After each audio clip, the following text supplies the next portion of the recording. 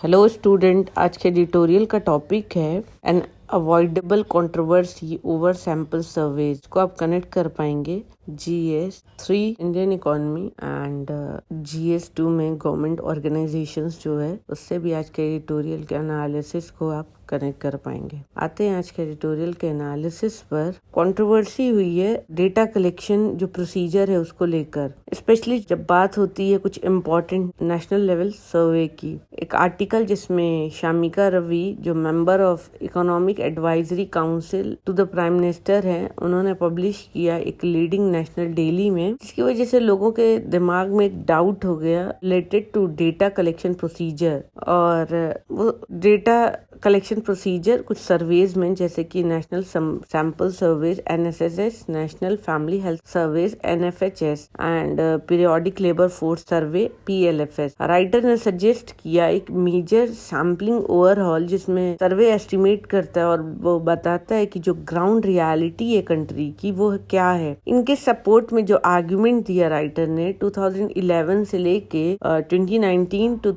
11 surveys listed हुए उनके article में, और हर सर्वे में एक्सेप्ट NFHS 4 जो 2015-16 में आया था, वो अंडरस्टिमेट किया जो प्रोपोर्शन है अर्बन पॉपुलेशन की और ओवर एस्टिमेट किया रूरल पॉपुलेशन को। इसके बाद एस्टिमेट इस सर्वे के हैं वो सिस्टमेटिकली अंडर एस्टिमेट हैं और इम्प्रूवमेंट जो है नीडेड है पूरी कंट्री में ही। इस आर्टिकल के पब्लिकेशन के बाद बहुत सारे आर्टिकल्स आए आर्टिकल को काउंटर करने के लिए। इम्पोर्टेंट हो गया री एम्फसाइज करना पॉइंट को, जो भी सर्वेज हैं सारे जो लिस्टेड है वो अडॉप्ट करे scientific sample design, widely acknowledge है इंटरनेशनल लेवल पर। कोई भी ऐसी बात नहीं है कि फैक्ट को कोई डिनाई कर सकता है। हमेशा स्कोप होता है इम्प्रूवमेंट का सैंपल डिजाइन में। फैक्ट में अगर देखें जो सैंपल डिजाइन है NSS का, उसमें हमेशा चेंजेस आते रहते हैं। अगर मीटिंग जो होती है NSS की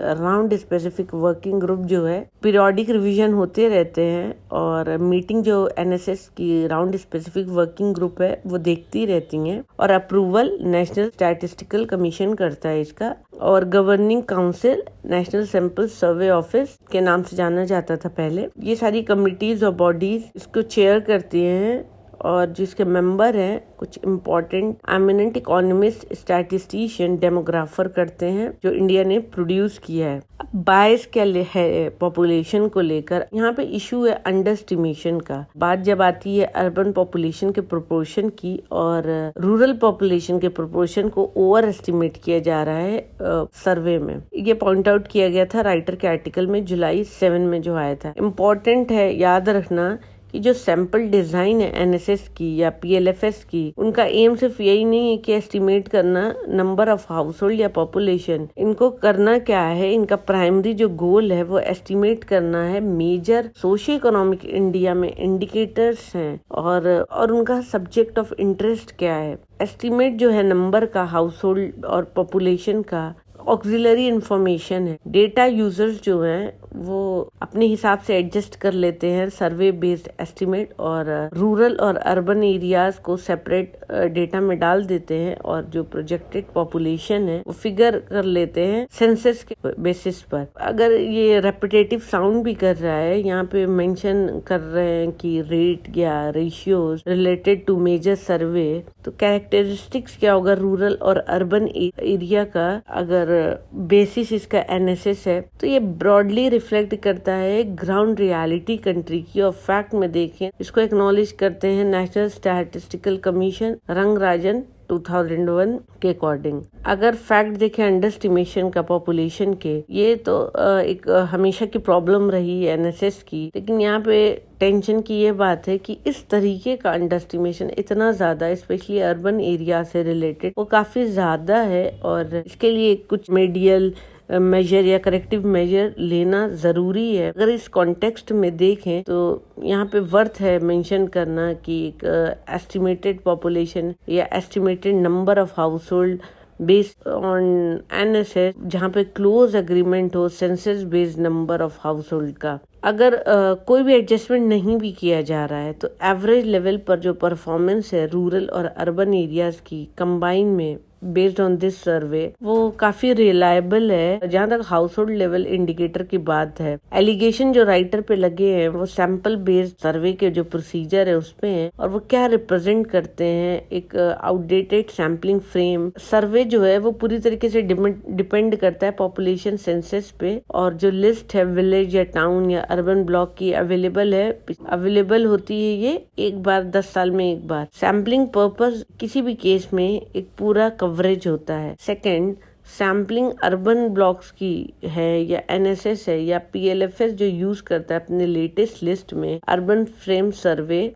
या यूएफएस ब्लॉक, एक काउंटर पार्ट है अर्बन सेंसस इन्यूमरेशन ब्लॉक का। इसमें कवर होते हैं सारे टाउन्स कंट्री के, और इसको पार्शियली करेक्ट किया गया है। जो अर्बनाइजेशन यहाँ पर जो यूज किया गया है सेंसस पर वो स्टेट गवर्नमेंट की नोटिफिकेशन के अकॉर्डिंग किया गया है। इसमें इश्यू रूरल अर्बन क्लासिफिकेशन है और किसी भी जोग्राफिकल एरियाज की यहाँ पर इश्यू है रूरल अर्बन क्लासिफिकेशन का जो जोग्राफिकल एरिया के हैं। और सर्वे जो है वो ट्रीट करता है सेंसस टाउन को एक अर्बन सैम्पलिंग फ्रेम का पार्ट। राइटर जो है वो सही मेंशन किए हैं कि किसी भी तरीके का जो रिफ्यूजल है रिलेटेड टू इंफॉर्मेशन कभी भी रैंडम नहीं होता। रिस्पांस रेट जो है वो कम हुआ है और ग्रोथ जो है इनकम ऑफ हाउस होल्ड की बढ़ी है। तो ये एक प्रॉब्लम है जो इंडिया के सैंपल सर्वे फेस करते हैं कलेक्ट करने में, और वर्ल्ड लेवल पे बात करें तो वहाँ पर भी सर्वे की जो मेथडोलॉजी है उसमें सब्स्टिट्यूशन की बात की गई है। जैसे कि हाउस होल्ड,